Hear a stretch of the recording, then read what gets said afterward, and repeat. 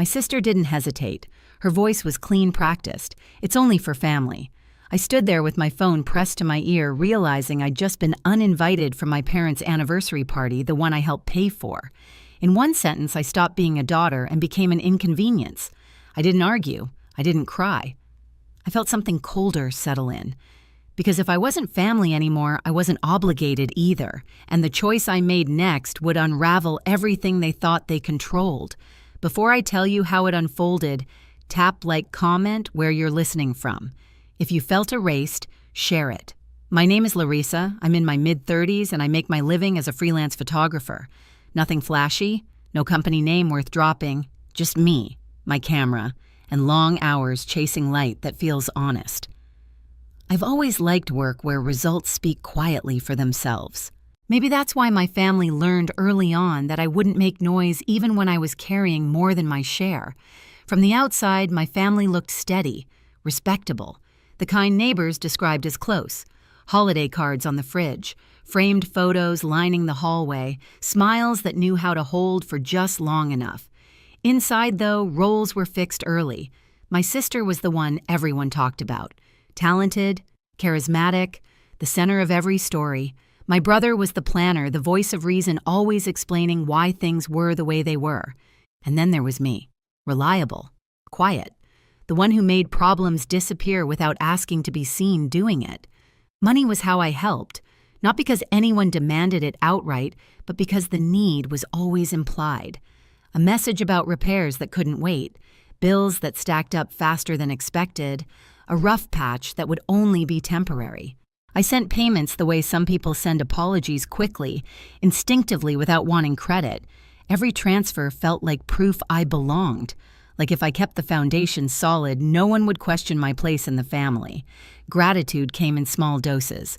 A brief thank you, a soft, "you're a lifesaver." Then the subject would change.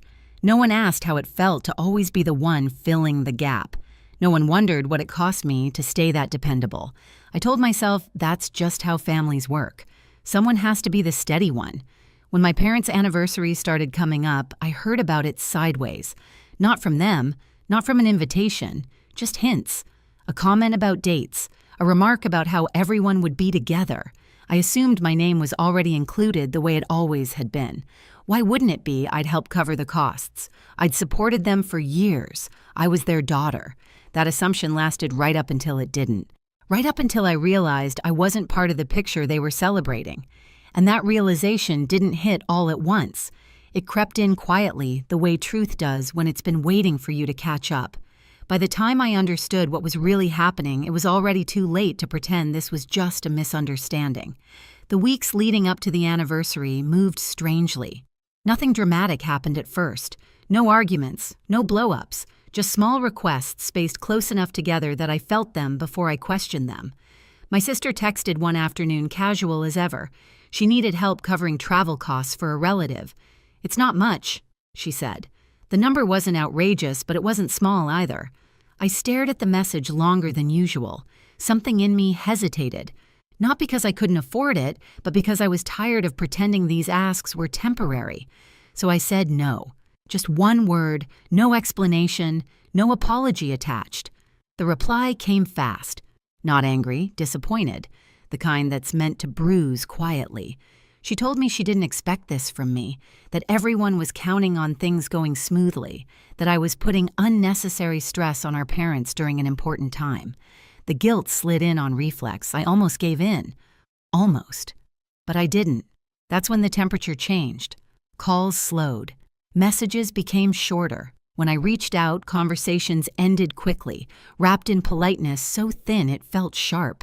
I told myself I was imagining it. Families go through phases. People get busy. But the silence had weight.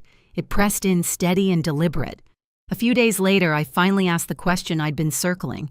I called my sister and mentioned the anniversary directly. I said I wanted to confirm details. Dates, location, simple things. There was a pause. Not a dropped call, not bad service. A pause long enough to say she was choosing her words, then she said it again. "It's only for family." She didn't raise her voice. She didn't explain. She said it like it was obvious, like she was reminding me of something I should have known all along. I remember looking at my hand while she spoke, noticing how tightly I was gripping the phone. My knuckles had gone pale. I asked her what she meant. Another pause. Then something sharper. She said it wasn't personal. That space was limited. That decisions had already been made. She said my parents wanted a simple celebration. She said a lot of things without saying the one thing that mattered. I wasn't invited, not forgotten, not overlooked, excluded. After the call ended, I sat in my car with the engine off, listening to the faint hum of traffic nearby.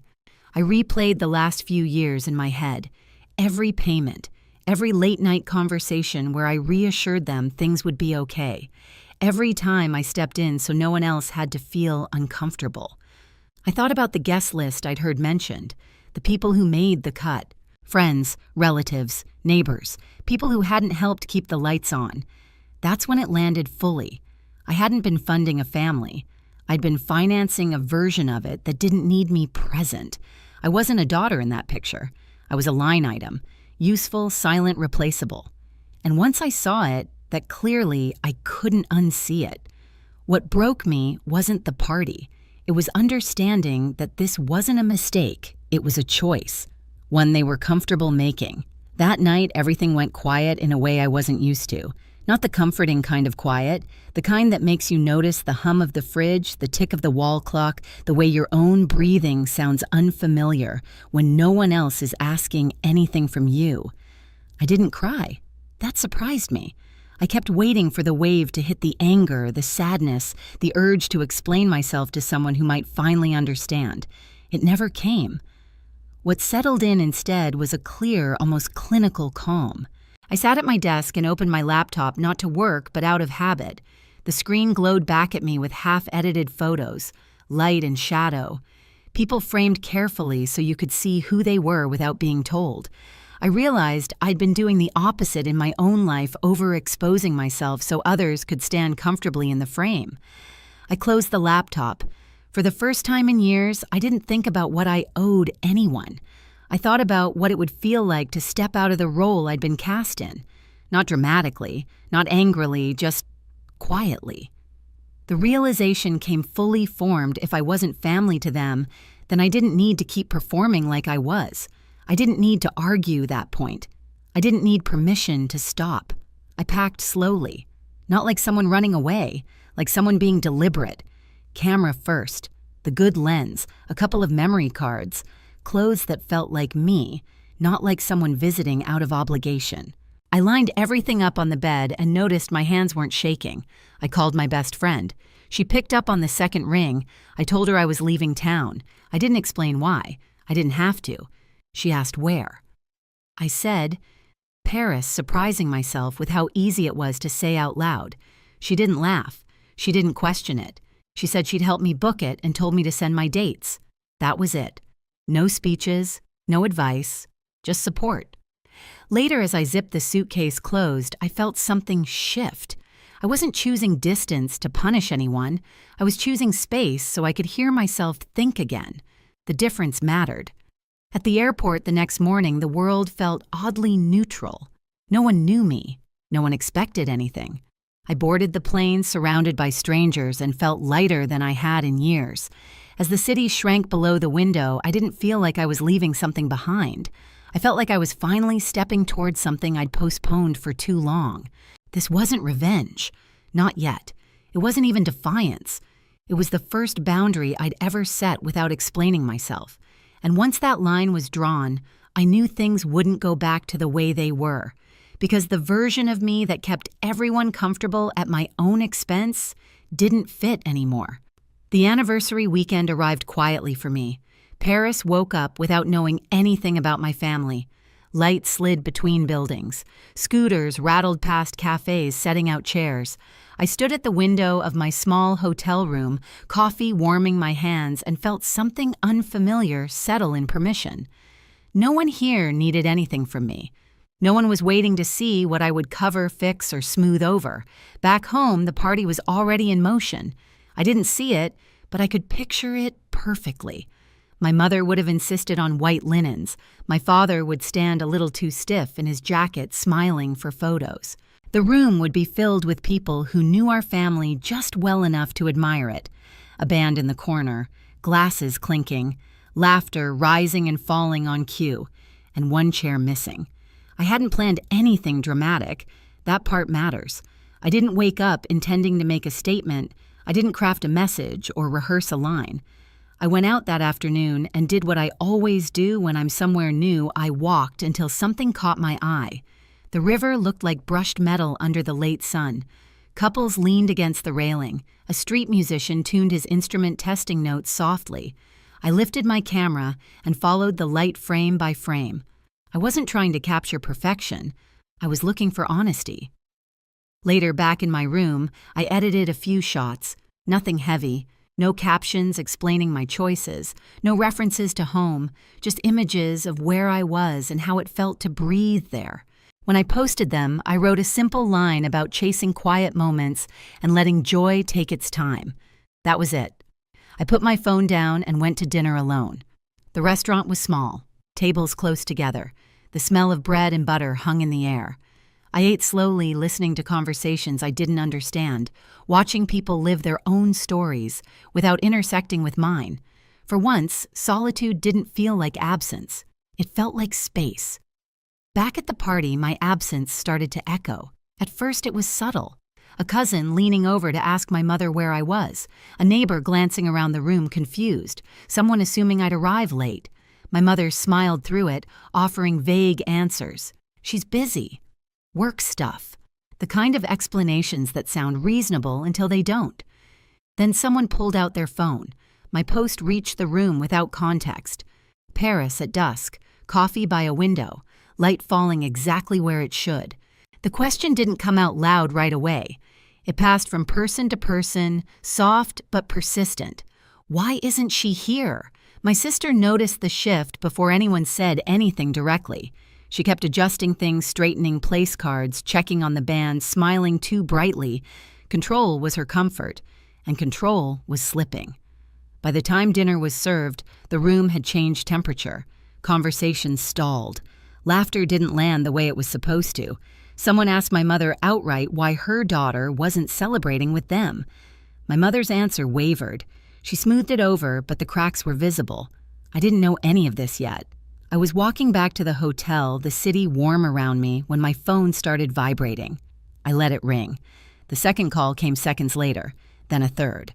I stopped on the sidewalk and watched the screen light up. Home. I didn't feel panic. I felt curiosity. I waited until the calls stopped before I went inside. The first message was from my mother. Short, urgent. She asked me to call her as soon as I could. No explanation, just a plea wrapped in politeness. I waited. When I finally answered, her voice cracked before she finished saying my name. She told me people were confused. She said guests were asking questions. She said things were getting out of hand. I listened without interrupting, leaning against the window, watching headlights move along the street below. Then she said it. She said my post had caused a scene, that people were talking, that some had left early. She asked why I would do this to them. I asked her what exactly I had done. There was a pause. She said I knew what she meant, that I should take it down, that I should help them smooth this over. I didn't raise my voice. I didn't accuse her. I just said I hadn't mentioned the party. I hadn't mentioned them. People were reacting to what they saw, not to anything I said. She didn't have an answer for that. The call ended with her asking me to think about the family. Minutes later, my sister called. Her tone was different, sharper. She said I'd humiliated them, that I'd made our parents look bad. She accused me of being selfish, of choosing attention over loyalty. She demanded I take the post down immediately. I asked her when she'd decided I wasn't family. She tried to talk over me, telling me I was twisting things, that I was being dramatic, that this wasn't how adults handle conflict. I waited for her to finish. Then I said it, quietly, clearly. Do we even know each other? She went silent. Not stunned silence, exposed silence. The kind that comes when someone realizes the script they've been using no longer works. She hung up without answering. My brother was next. His call came with structure. He told me I'd escalated something manageable. He said I should have come to them privately. He talked about image consequences, professionalism. He said my post could affect people in ways I hadn't considered. I told him I'd been considering them for years, through payments, through patience, through silence. I told him I was done being the solution to problems I didn't create. He sighed, the way he does when he thinks reason should win. He told me I was blowing things out of proportion. An hour later, he posted something vague online about priorities and loyalty. The comments didn't go where he expected. People asked why I wasn't invited if I'd help pay. People asked why family meant conditions. He didn't reply. The calls stopped after that. I slept that night with the window open. The city hummed, unconcerned with my family's discomfort. In the morning, sunlight traced a clean line across the floor. I felt rested. Not triumphant, just settled. Back home, the party unraveled quickly once the questions started. People left without saying much. The band packed up early. My parents were left with centerpieces and uneaten cake. The version of the evening they'd planned didn't survive contact with the truth. I didn't gloat. I didn't follow updates. I let distance do the work I'd been doing for everyone else all along. Later that day, my phone buzzed again. My mother's name lit the screen. This time, her voice was smaller. She asked me to come home. She said they wanted to fix things. She said they wanted everything back to normal. Normal, I realized, had always meant me paying and disappearing. I told her I wasn't angry. I told her I was just finished pretending. I said I was building something different now. She cried. I didn't move. When the call ended, I stood by the window again. Boats drifted along the river, steady and unbothered. I thought about how many times I'd stayed quiet to keep peace that only flowed one way. The confrontation hadn't been loud. There was no shouting match, no dramatic walkout. Just a few words spoken honestly, and a silence that finally did what my explanations never could. The days after that felt strangely light. Not easy, but lighter. The noise thinned out on its own. Messages slowed. Calls stopped coming in clusters. What remained was quiet that didn't demand anything from me. Back home, the story settled into something people could understand. Not rumors, not drama, just facts. I wasn't invited. I'd helped financially. Questions answered themselves. Friends of my parents grew distant, polite in a careful way. Invitations stopped arriving. Conversations shortened. The image my family had relied on no longer held without effort, and no one wanted to keep propping it up. My parents reached out again, softer this time. They said they wanted to reset. They didn't say sorry. They didn't acknowledge the exclusion. They just wanted things to feel familiar. I understood what they were asking for. Familiar had always meant my silence and my support. I didn't give them either. I stayed in Paris longer than planned. Not to avoid anyone, but because work started to find me there. A small gallery asked to see more. A magazine editor wrote to say my photos felt honest, like they weren't trying to impress anyone. I booked shoots. I answered emails that were about art, not obligation. When I thought about my family, it no longer felt sharp. It felt distant, like an old role I'd outgrown. I hadn't destroyed anything. I'd stepped out of a pattern that erased me. Peace didn't arrive with applause. It arrived quietly in mornings that belonged to me and work that asked for vision instead of sacrifice. For the first time, the aftermath wasn't something I had to clean up. I didn't win against my family. I didn't take anything from them.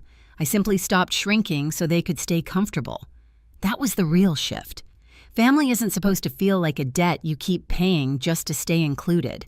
And boundaries aren't punishment. They're clarity. If you've ever been excluded by the very people you kept showing up for, I want you to know this. Choosing yourself doesn't make you cruel. It makes you accurate. If this story hit close to home, share your experience in the comments and subscribe so you don't miss the next one.